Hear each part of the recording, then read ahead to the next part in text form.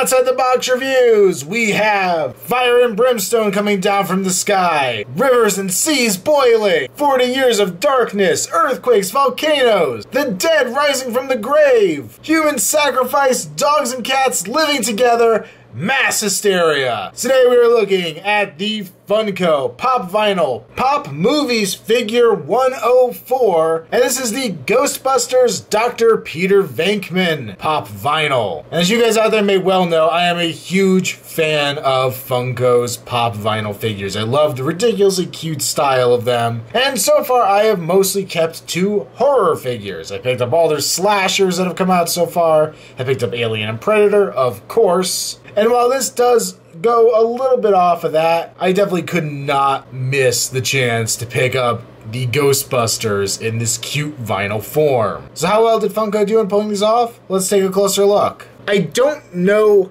how they did it with a face that has black circles for eyes, a tiny little nose, and no mouth. But this, to me, is somehow unmistakably Bill Murray. I really don't know how they managed to capture likeness without actually having much detail on the face, but they've pulled it off here. It does have the haircut that he sported in the movie, kind of flattened out to fit the boxy Funko Pop Vinyl head, but pretty nicely done there. Come down, we see he's in his gray Ghostbusters jumpsuit. He has a black undershirt underneath. Have his name tag, says Venkman up there. Little pockets. We have the gloves hanging from his belt. Black boots with the laces sculpted in. Very nice touch. He's got his Ghostbuster logo on his sleeve with his elbow pads going on here. See the straps from his Proton Pack. We turn around.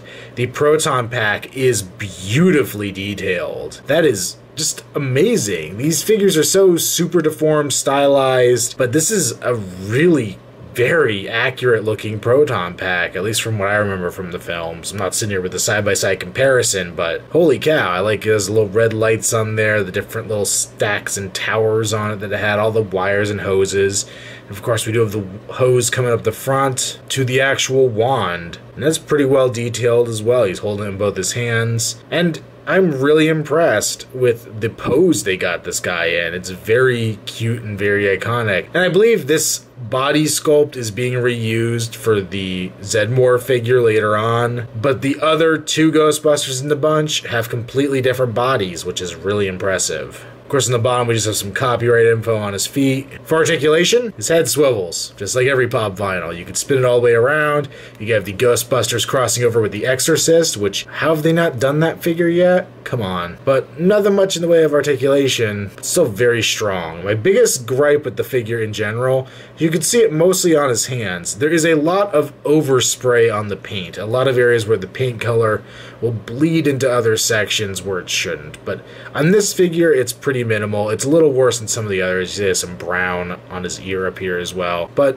I can overall ignore that for what is a very, very cute figure. So, Dr. Venkman here is getting a recommendation. As I've already said, I love the Funko style. I think it's amazing how many freaking licenses they can get their hands on and create these cute little figures for, and I'm just an all-around fan. I do like to keep to the kind of horror monster vein just because it keeps me from buying everything. But I think if you've collected those other horror characters in the past, this will be a welcome addition to your collection. Make sure you check me out on Instagram, username Outside the Box Reviews. Also check me out on Facebook, link below. And until next time, if there's something strange on YouTube, who you gonna call? Outside the Box Reviews.